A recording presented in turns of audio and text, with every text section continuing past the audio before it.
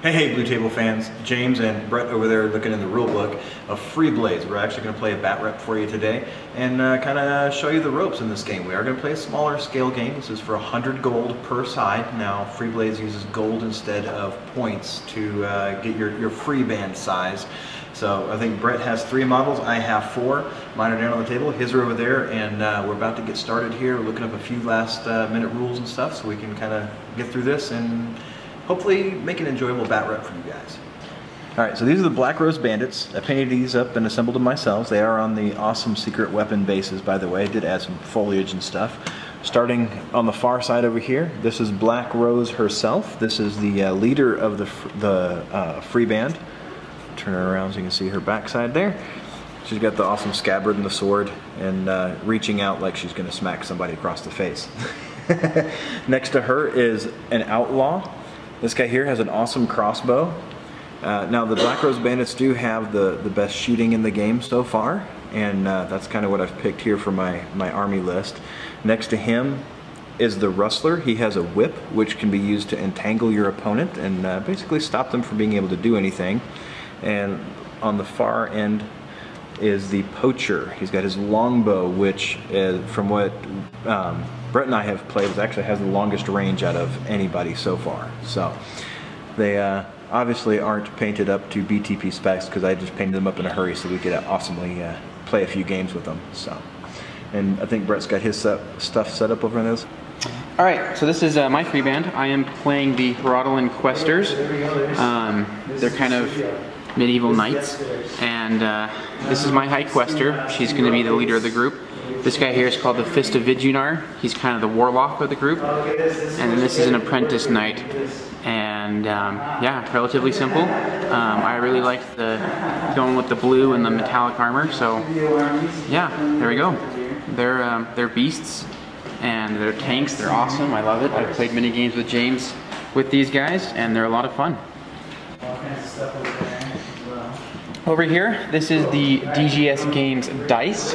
Freeblades does use a tiered dice system, which means that certain weapons use like a D8, others use a D10, some use a D12, and then your stats are also based off of these different dice.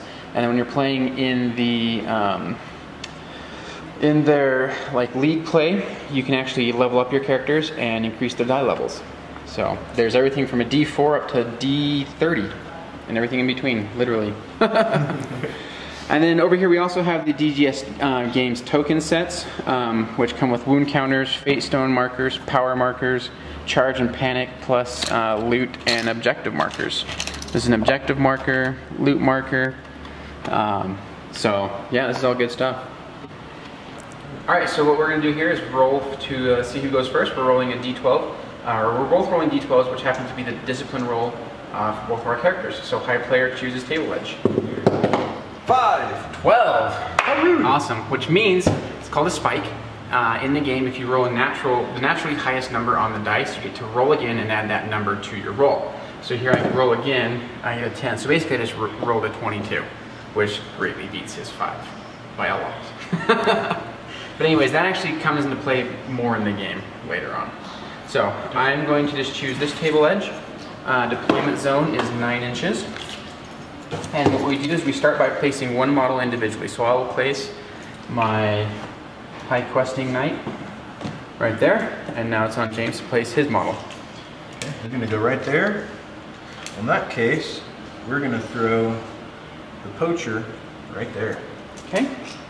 Next model, I'm going to do the Fist of Vidunar right there.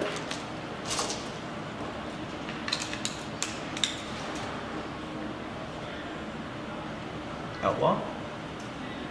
Okay. And my apprentice knight is going here. And then we'll go Rustler and Black Rose herself. Dun dun dun. Alright. I'm good. Alright. So the way the game plays is played in phases. The first thing you have is your magic phase. So I do my magic phase, then James does his magic phase.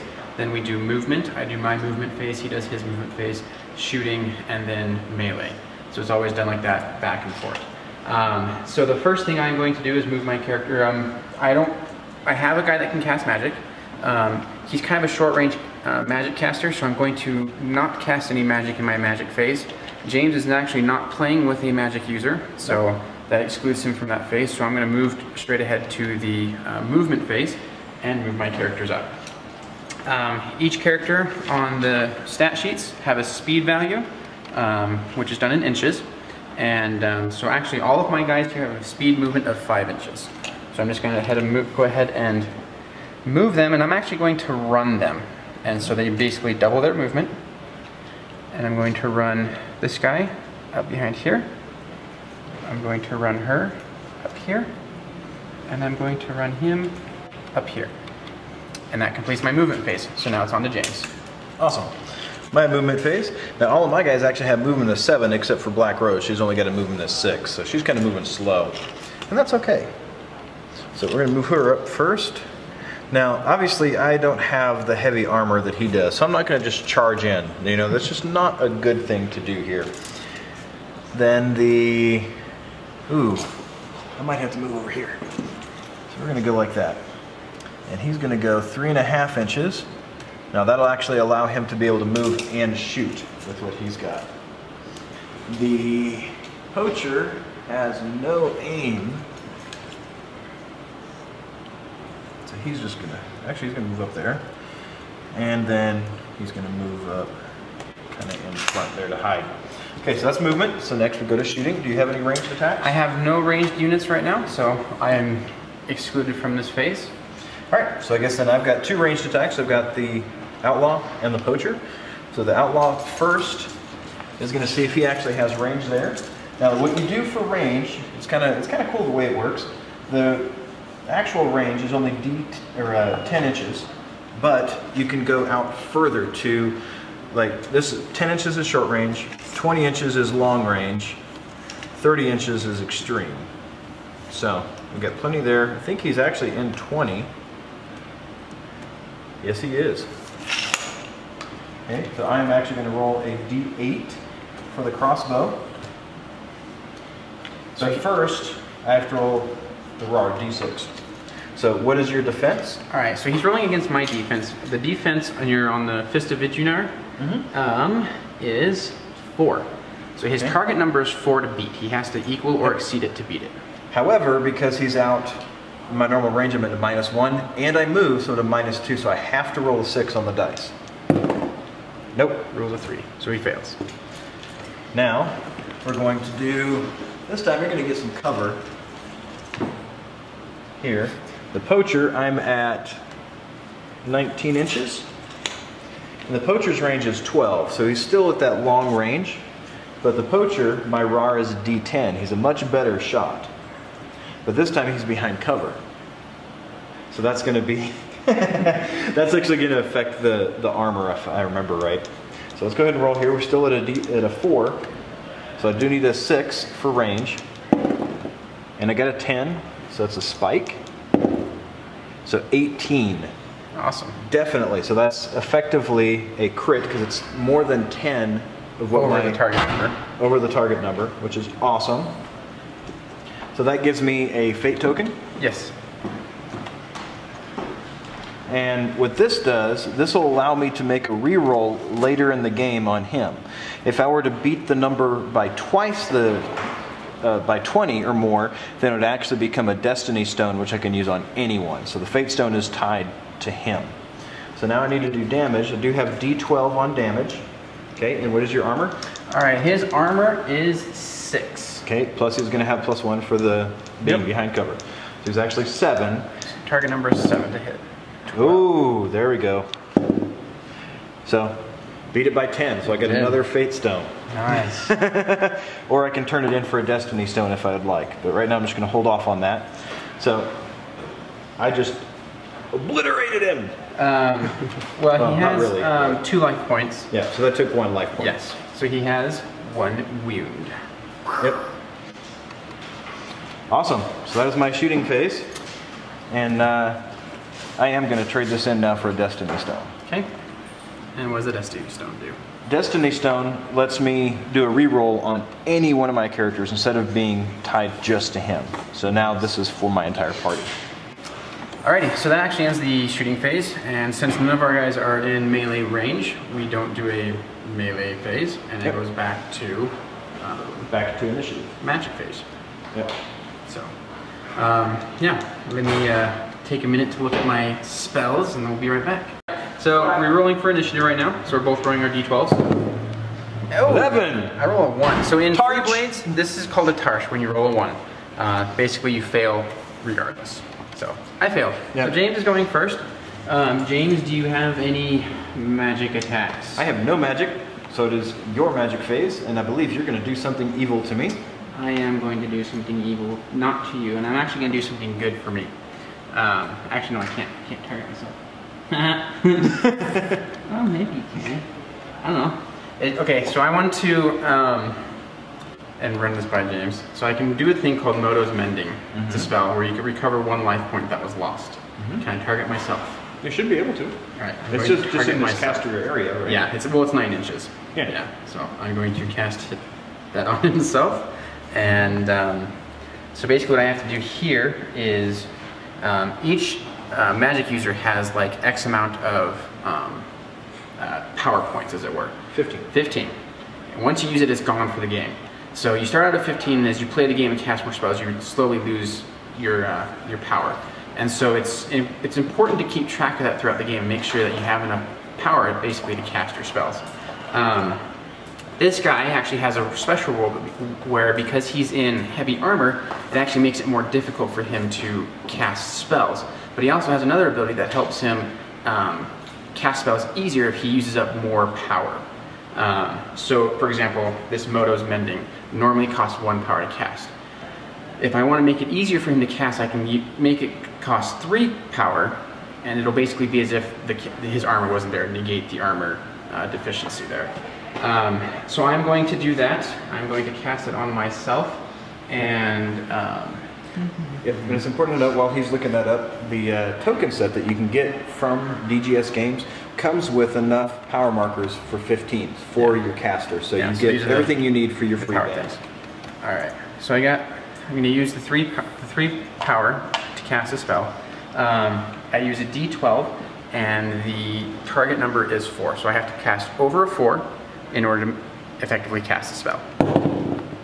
And I get a 1, so he fails. Wasted that spell. That is so unfortunate. All right. Finishes magic phase, and we're moving on to movement. Yep, now we're on to movement. So this time he's not going to move, so I'm not going to have that negative modifier this time. And he is not going to move. He is not going to move, and she is going to be the only one to move, and she's only moving up right there. So that's it. So basically he's trying to keep his guys out of range long enough to get some shots off at me. Brett and I have played enough of these games to know that I don't go charging in with my leather armor against his plate mail. It doesn't work very well for me. All right, I'm going to be running again. And so here we go. She's running up here. Let's see, I think he's going to actually just move right there. He's not going to go very far, if he can stay still. And then, let's see, can he run over here? He's still going to be, all right, he's just going to run up and take his chances. Nice. So that's movement. So now we go to shooting. Shooting. So, and this time he is within 10 inches, so I got no modifiers. Yeah, I'd say he's still in concealment though. Yeah, but he's going to get the cover. And we actually did the concealment wrong in the last one. It's not a -1 or +1 to my armor, it's a +1 to my defense. Correct. So, yeah, here we go. Yep, so I take my D8. Target number is 4, +1 is 5. Yep. Oh! And he gets a 4. Misses again. No, he doesn't. We're going to re-roll that.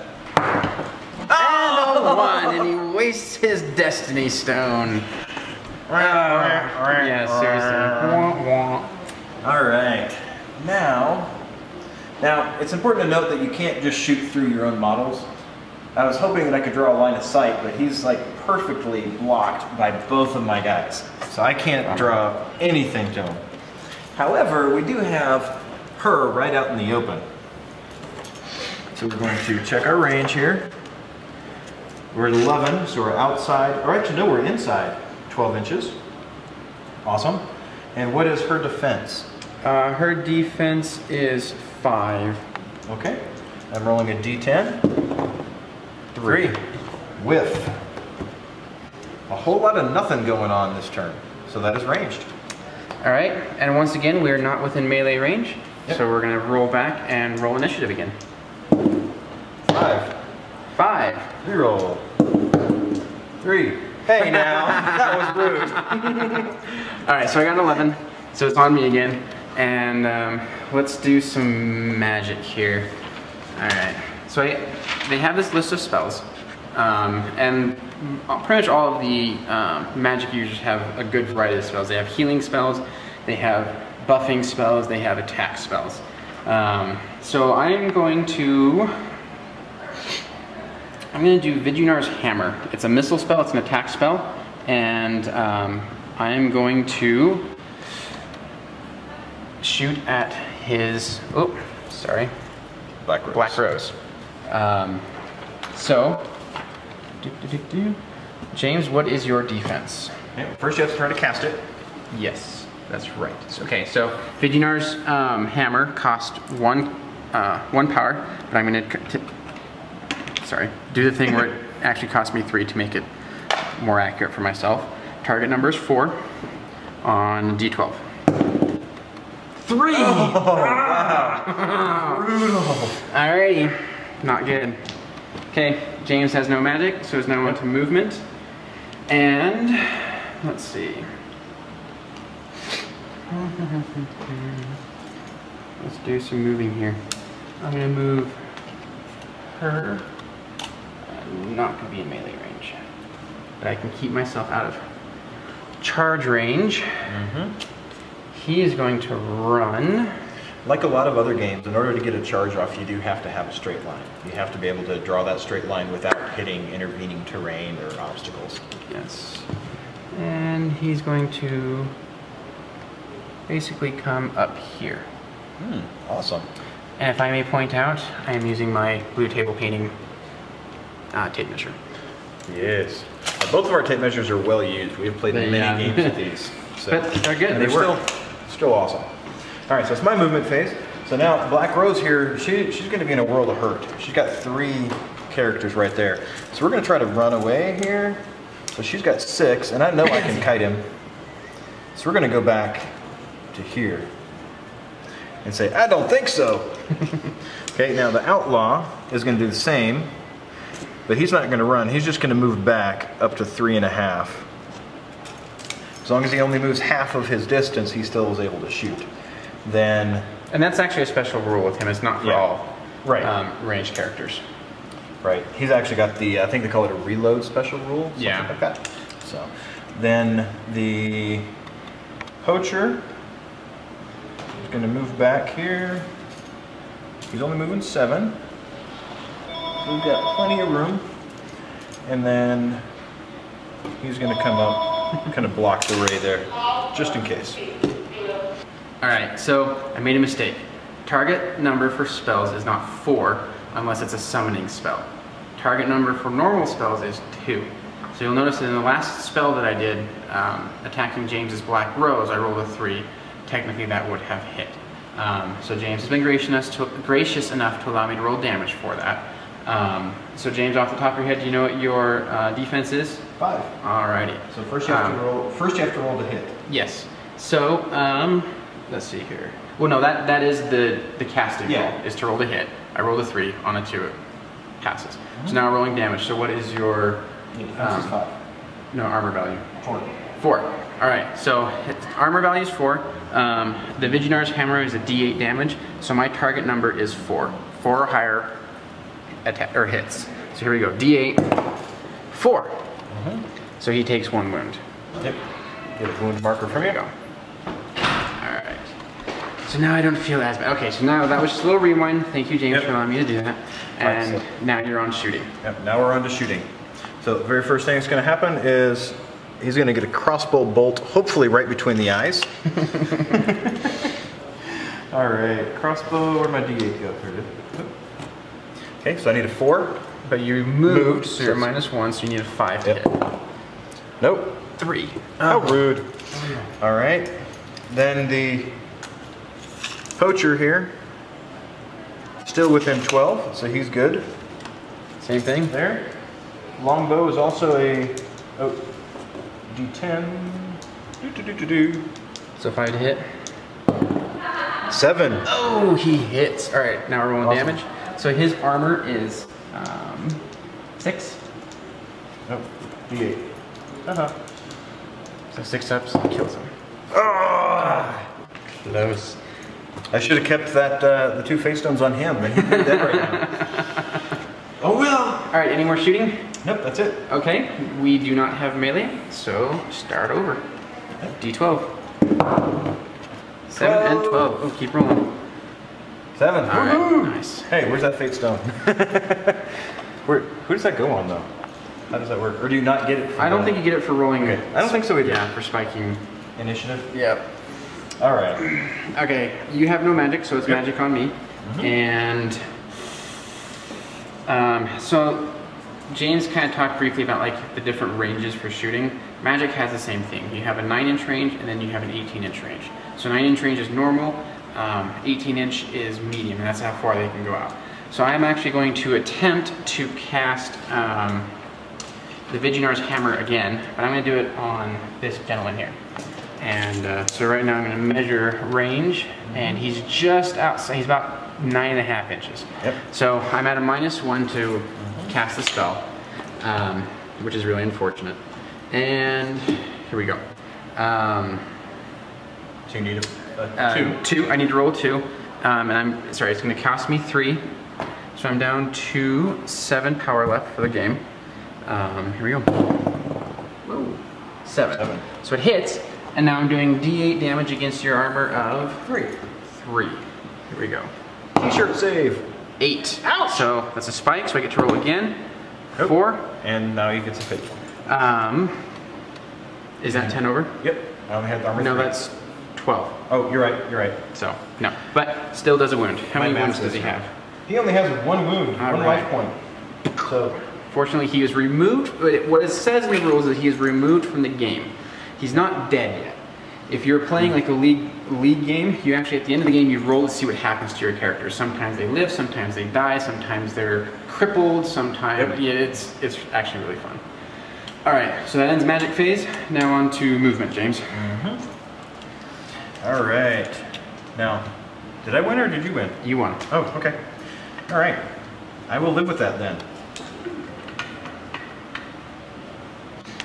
Actually, no. So James's hope really is to keep me out of melee range. Yep. You know, and he definitely has the movement and speed to do that. Because my guys, frankly, are slow. Yep. So I got to try to kite him. Yeah, so. It's not good. All right. So my movement, he casts a spell, so he cannot run. So he's just going to be he can only do his normal movement. Hey guys, wait for me. 5 inches. Wow. Right there. Now, this gentleman, I'm going to have to run him over this way. See if I can't try and surround him. James, I'm going to come over to your side of the table and move I will allow it. her, and I'm actually going to run her as well. Straight up here. All right. Nice. That completes my movement. All right. Shooting James, phase. Shooting. We are outside 12 inches, so we're -1 there. We're going to shoot it. All right. My apprentice knight. Guy has the great sword. His defense is 4. Okay. I need a 6. Didn't work. Failed. That's my shooting. Oh. All right. No melee. So Yep. we're back to initiative. Initiative. 9. 4. Awesome. All right. Magic first. I am not going to cast a spell on this one, so we're on to movement. Awesome. Movement. Yeah, we are back. Actually, no. He's not going to move. He is, though. He's going to come over here. So he's not moving his poacher. Is that the poacher? Yeah, poacher is he's not moving the poacher so that he can get the... So he doesn't get the -1 penalty to shooting from because of moving. All right. My movement, once again, we're running. Man, my guys are getting super tired right now. They've been like lugging around all this heavy armor. And fatigue. So you can only charge in a straight line, but you can run in a slightly curved line. So I cannot charge, but I think I can get within melee range. So I'm going to do that. And he is going to run.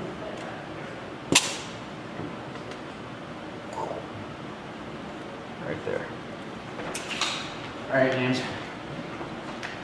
All right, so shooting attack. Shooting.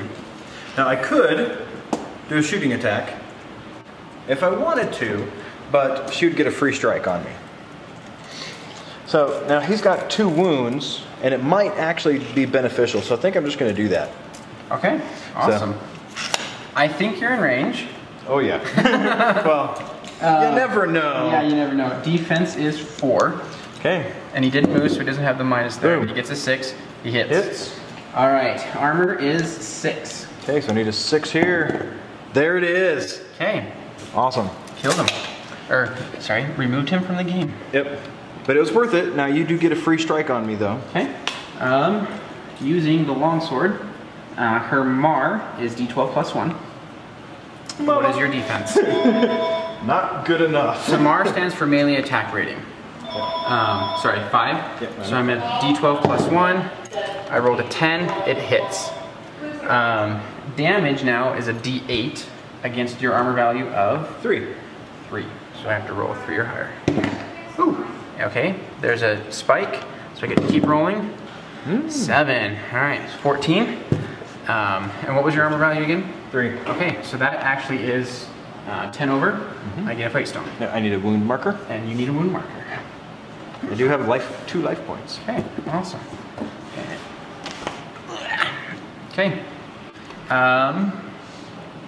Shooting's done? Yep, shooting's done, so now we actually go over to melee. Melee. Which would go back over here. Now I actually have the initiative in this case, so I'll be attacking first. In this case, my melee attack rating is a D8. Okay. Her defense is 5. Alright. 6. Okay, hit.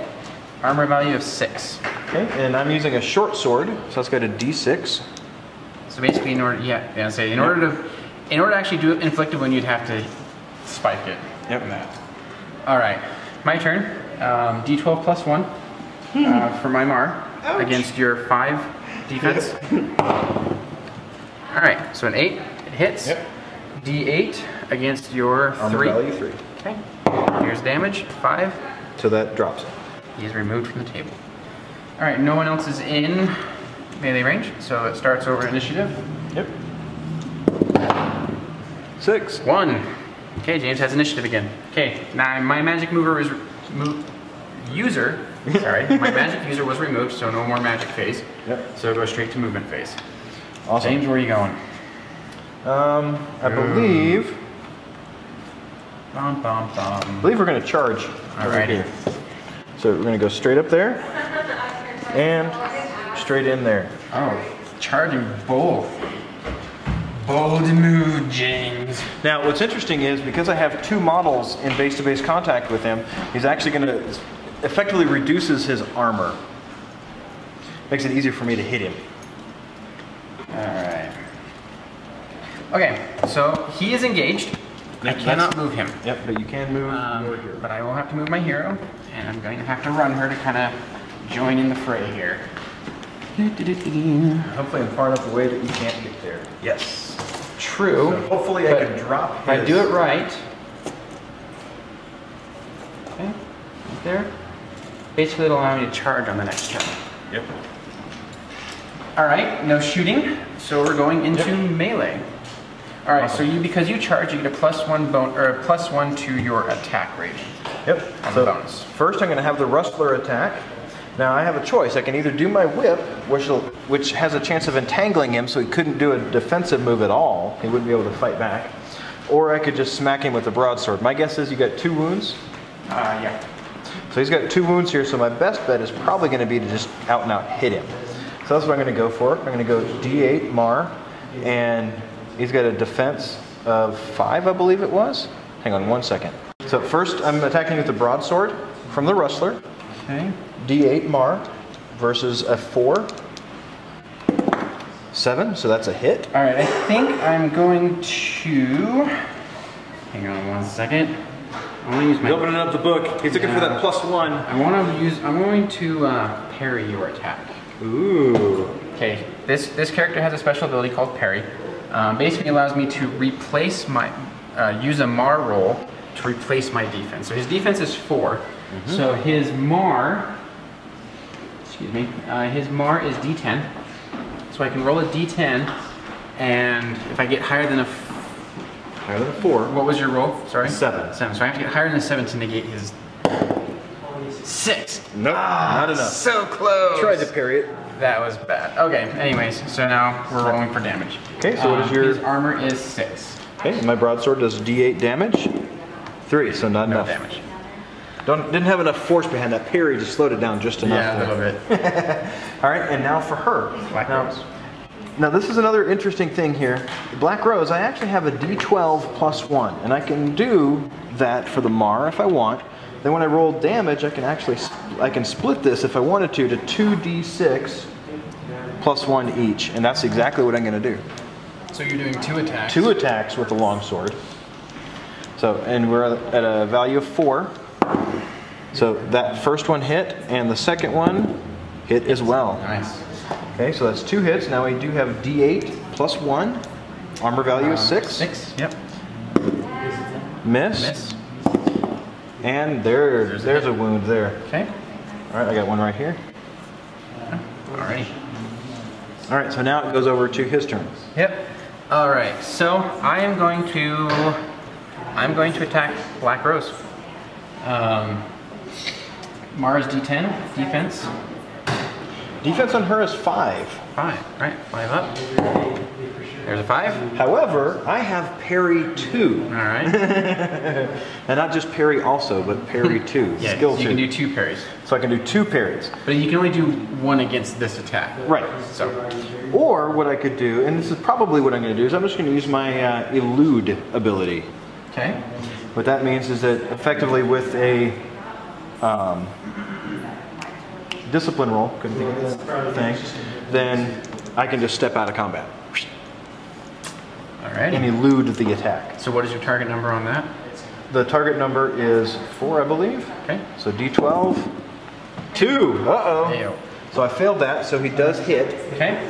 Great sword is a D10 +1. Yep. And your armor is 3? 4. 4. Alright, so 4 up. Woo! 8, 9. Takes a wound. Yep, Here. so I need another. So I do have 3 life points on my hero here. It's not looking good for the Black Rose Bandits. No, he was really hoping to kill my character here and gang up on my leader. So an interesting thing here. So that has actually completed a melee combat. And what happens is whoever inflicts the most wounds during a melee combat wins that melee combat. The loser then has to take discipline tests. However, we both got 1 wound inflicted on each other, so there's no test that needs to be made. So we kind of essentially tied on that. And my leader is is not in range, so she cannot do anything here. So back to initiative round and roll for initiative. And I'm really hoping I can get the initiative 9. here. 12. There we go. Okay. No magic, so it's movement. And I'm going to charge. Just bring you into base kind of that shit. Yep. We'll just call With it there. Black Rose. Yep, and you do have your fate point on her. Okay, thank you. All right, no shooting, so we move on to melee. Yep. And hopefully I can roll good enough here to kill him. All right, so I will start with her, and she's going to attack Black Rose. All right, Okay. Mar, D12 +1. Yep, defense is 5. Okay, there's a 9. Okay, hits. now I'm going to try to do an elude on that one. Okay. Try to get out. There we go. So that means that I get it out 1 inch, basically. which essentially gets her out of melee. Yep, and she's out of combat, so she won't be able to participate in the combat whatsoever. Yeah, and because of the special rule, basically I do not get the free strike on her. Yep. All right, so then he is going to continue and attack him. Okay. And he is at Mar D10. Defense 4. Defense 4. 9. Okay, So 9 hits. Greatsword is D10 plus 1. What is your armor? 3. All right. He's got a vest. Okay, so hits. That would kill him.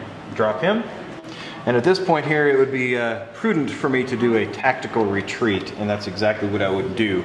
Because if we're playing a league play, I wouldn't want to risk losing my hero and having to start over. So at this point, I'd be like, good game. And she's running away to fight another day. So hence the need to really kite, and what I should have done, my poacher should have moved back. Really would have been beneficial, because all I would have had to do is move him back an inch and he wouldn't have been able to charge me. That would have made a huge difference, I think, being able to get that extra shot off. Yeah. Killing off the cleric over here, the Fist of Vidunar, and then be able to continue to kite around over here and take care of that one by itself. So, a couple notes on Freeblades. Just individual skirmish games like what we just played are a lot of fun, but where this game really shines is when you start doing the league games and you start keeping track of your character's progressions, and I think it's a lot of fun. In fact, James and I, mainly James, created this nice little Excel spreadsheet to keep track of, kind of everything that we have on there, so we can basically write in the character, all their stats, like skills, items, and attributes that they gain.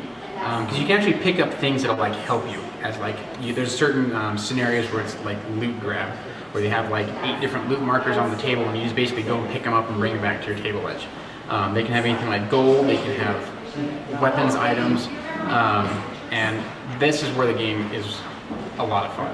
And, you gain experience every time you play, whether you win or lose. If you win, obviously you gain more experience.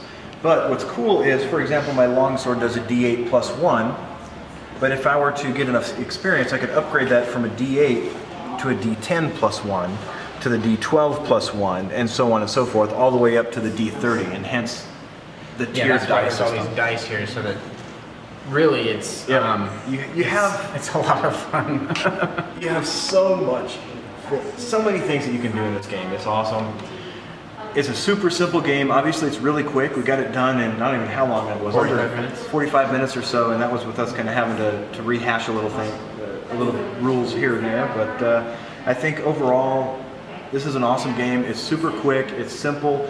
It's really low model count. Even if we to play a bigger game, if you could buy the starter boxes, they're 150 gold each, which is like their standard size game.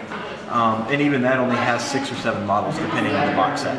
So obviously, feel free to contact us. We'll be more than happy to work with you on making an awesome army for you. Make your free band your own. We can do obviously the standard colors which we have here, or come up with something custom for yourself.